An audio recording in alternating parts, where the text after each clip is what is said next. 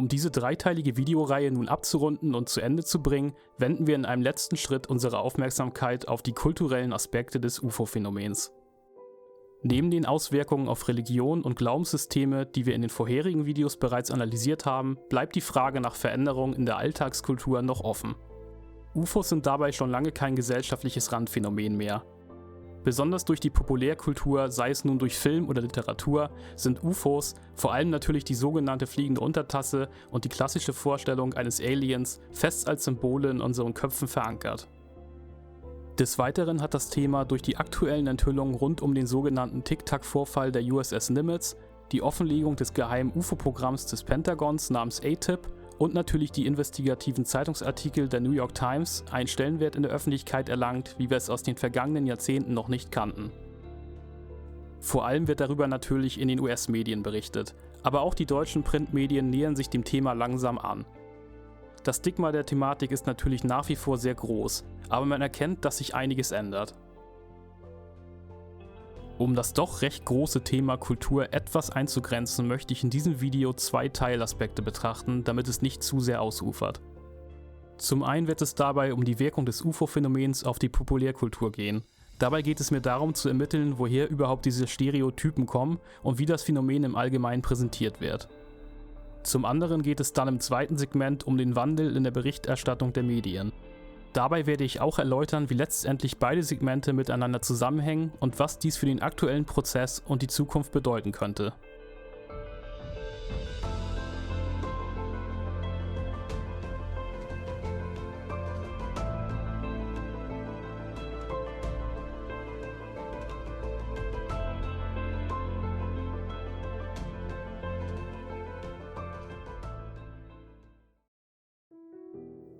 Betrachten wir also zuerst die Repräsentation des Phänomens in der Populärkultur und die Herkunft der stereotypen Darstellung.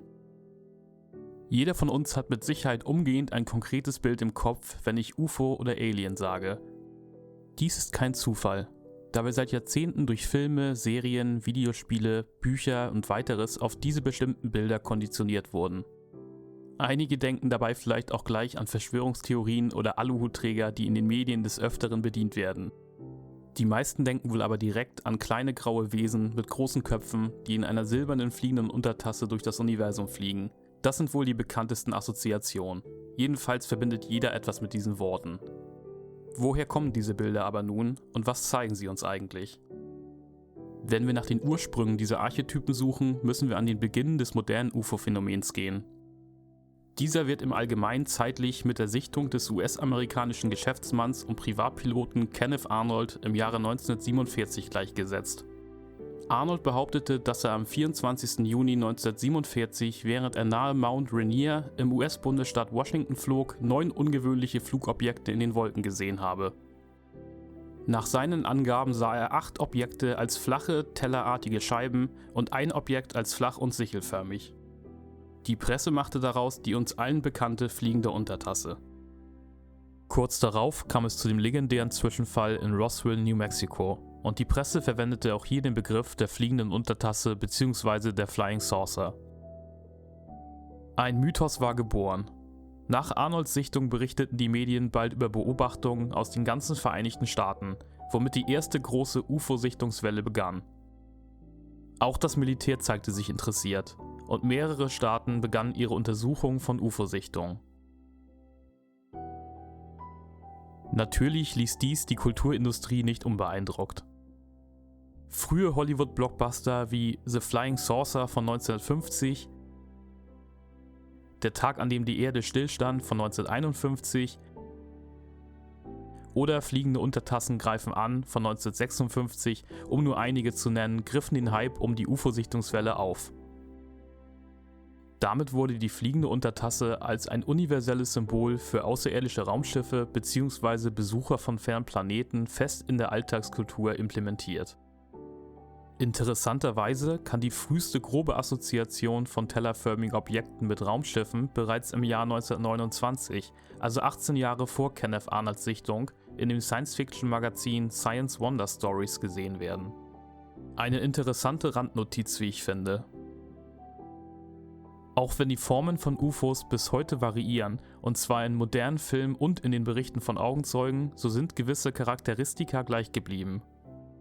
Grundsätzlich kann man sagen, dass sie uns das Bild einer potenziellen technologischen Zukunft präsentieren. Sie zeigen sich uns dabei als weit überlegene, hochentwickelte Fluggeräte, die atemberaubende Manöver vollführen können, aber trotz ihrer enormen Fortschrittlichkeit noch in einem gewissen Sinne greifbar für uns bleiben. Wir können über ihre physische Beschaffenheit, ihr potenzielles Antriebs- oder Navigationssystem oder weiteres debattieren. Sie befinden sich also auf den ersten Blick außerhalb von metaphysischen Fragen und bleiben in unserer Erfahrungswelt. Einen sehr ähnlichen Verlauf können wir bei der Implementation der sogenannten Grauen oder Greys in unsere Alltags- und Populärkultur sehen. Auch hier baut sich der Mythos, wenn wir es so nennen wollen, um eine Reihe von Augenzeugenberichten auf, die von ihren Erlebnissen von Nahbegegnungen der dritten Art, also der direkten Begegnung mit den Insassen von UFOs, berichteten. Die genaue Herkunft dieses Stereotyps ist nicht ganz so leicht festzulegen. Allerdings gibt es auch hier einige historische Eckpfeiler, an denen wir seine Entstehung rekonstruieren können. In dem Artikel Man of the Year Million von 1893 stellt sich der Science-Fiction-Autor H.G. Wells die Möglichkeit vor, dass sich die Menschheit in eine Rasse grauhäutiger Wesen verwandeln könnte, die ungefähr 1 Meter groß wären, große Köpfe und große ovale dunkle Augen hätten. Dies kommt den typischen Beschreibungen der Grauen schon sehr nah. Der aber wohl wichtigste Moment für die Verbindung von grauen Wesen mit UFOs ist erst im Jahr 1961 zu erkennen. Aufgrund von Zeitungsberichten führte die damalige vermeintliche Entführung des US-amerikanischen Ehepaares Betty und Barney Hill zu internationalem Interesse. Das Paar behauptete, von außerirdischen Wesen bei einer Autofahrt aufgehalten und durch den Wald in eine fliegende Untertasse gezerrt worden zu sein. Sie berichteten davon erst nach mehreren Jahren und einer Hypnose, bei der sie ihre Wahrnehmung genauestens schilderten. Dabei beschrieben sie die Wesen als grau und zwergenhaft. Auch wenn die genaue Beschreibung etwas von den heute typischen Aussehen der Grauen abweicht, so war die Hill-Entführung ein Meilenstein für die Konstruktion dieses Alien-Stereotyps in der Alltagskultur. Anfang der 1980er Jahre wurden sie zudem mit dem Roswell-Zwischenfall von 1947 in Verbindung gebracht, weil einige erstmals aussagende Zeugen von einem angeblichen Abtransport kleiner grauer Wesen nach dem Absturz eines UFOs sprachen. 1987 veröffentlichte der US-amerikanische Autor Whitley Strieber das Buch Communion, zu Deutsch Die Besucher, in dem er seine Entführung durch graue Wesen detailliert beschrieb. Das Buch wurde zu einem Bestseller und das Cover des Buches fand Eingang in die Populärkultur. Die bekannteste Umsetzung dieser Darstellung in Hollywood war wohl der 1977 veröffentlichte Film Unheimliche Begegnung der dritten Art. Dieser Film brachte den Stereotypen des grauen Aliens in die Wohnzimmer der Welt und prägte ganze Generationen. Ähnlich wie bei der fliegenden Untertasse zeigen uns auch die Grauen bzw. die Greys das Bild einer potenziellen zukünftigen Realität. Wie Leben sich entwickelt bzw. wie wir uns möglicherweise entwickeln, sind dabei zentrale Themen. Ihre Anatomie wirkt dabei vertraut auf uns, da sie unserer ähnelt. Ein Kopf, 2 Augen, 2 Arme, 2 Beine und so weiter. Auch sie bleiben in einem gewissen Sinne greifbar für uns. Man könnte nach dieser Betrachtung vielleicht meinen, dass all diese Stereotypen und die Sichtung von Augenzeugen aus rein psychologisch-kulturellen Prozessen entstanden sind und es daher eine rein rationale Erklärung für ihr Entstehen gibt. Möglich ist das natürlich, aber ich möchte mich hier dagegen positionieren. Natürlich kann man viele Fälle erklären, aber es bleibt ein kleiner Prozentsatz übrig, in dem glaubhafte Augenzeugen von unerklärlichen Zusammentreffen mit untertassenförmigen Objekten und kleinen grauen Wesen berichten.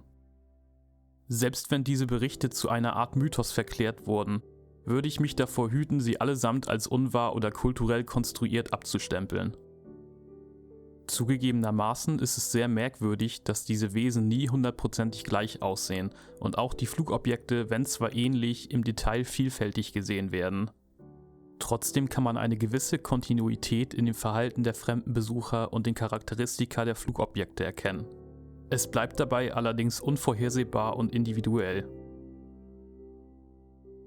Möglicherweise verändert sich die äußere Form des Phänomens und passt sich an unsere kulturellen und technologischen Gegebenheiten der gegebenen Zeit an. Oder es passt sich an die Vorstellung des Augenzeugen an. Vielleicht beeinflusst das Phänomen auch bewusst unsere kulturellen Symbole. Vielleicht ist es auch eine Art Wechselwirkung zwischen dem Phänomen und unserer Kultur. Letztendlich ist dies also schwer zu beantworten, da wir relativ wenig Information haben. Ich denke, es ist sinnvoll, über seinen eigenen geistigen Horizont zu blicken und das Phänomen und seine kulturelle Präsentation zu hinterfragen.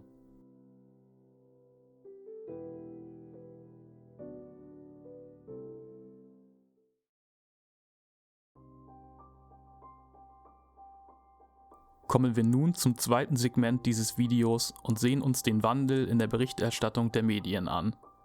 Wie den meisten von uns wohl bekannt ist, war das Thema UFOs in den Medien in den vergangenen Jahrzehnten gelinde gesagt ein Desaster. Es wurde keineswegs ernst genommen, Augenzeugen wurden vorgeführt und es wurde alles versucht, um das Thema im Bereich von verrückten oder Verschwörungstheorien zu halten. Dies änderte sich erst mit den Berichten der New York Times, die den Fall der USS Nimitz und das geheime UFO-Programm des Pentagons namens ATIP ans Licht brachten. Hochrangige Vertreter von Politik und Militär traten vor die Kameras und berichteten von ihren Erlebnissen.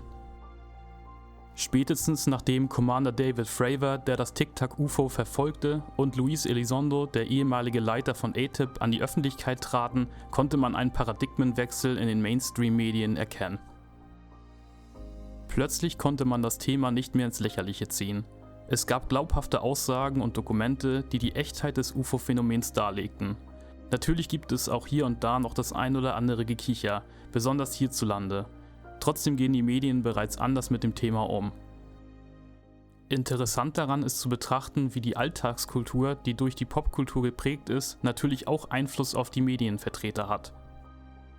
Die meisten Personen, die sich nicht tiefergehend mit dem UFO-Phänomen auseinandersetzen, verbinden das Thema natürlich mit dem, was sie aus dem Fernsehen kennen.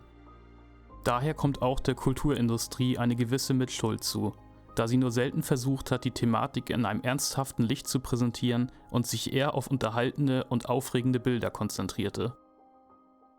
Mir ist bewusst, dass dies im Prinzip auch eine der Aufgaben der Kulturindustrie ist, und es gibt natürlich auch Ausnahmen. Ich will hier also kein Schwarz-Weiß-Bild entstehen lassen. Wohl oder übel ist die Art der Repräsentation des UFO-Phänomens und beteiligter Personen aber teilweise mitverantwortlich für die Berichterstattung der Vergangenheit. Niemand wollte sich diesem Thema annähern, aus Angst davor, der Lächerlichkeit preisgegeben zu werden und berufliche Konsequenzen zu erfahren. Man sieht hier also sehr gut, wie eng Kulturindustrie, Populärkultur und die Medien miteinander zusammenhängen und wie sie sich gegenseitig beeinflussen können. Da sich diese Situation nun zum ersten Mal geändert hat, ist es wichtig, auch weiter an dem aktuellen Weg festzuhalten. Auch die Kulturindustrie sollte ihre Sicht auf das Phänomen überdenken und die immense Wichtigkeit des Themas erkennen. Ich weiß natürlich nicht, was sich hinter dem Phänomen verbirgt. Vielleicht ist es am Ende unspektakulärer, als viele denken, vielleicht aber auch nicht. Jedenfalls ist jetzt die Zeit, nach Erklärungen zu suchen, und ich denke, dies erfordert einen gesamtgesellschaftlichen Kraftakt. Alte Vorurteile und Denkmuster müssen dabei abgebaut werden, um den Weg für eine offene Neugierde freizumachen. Ich denke, die Medien und die Kulturindustrie spielen hierbei eine zentrale Rolle.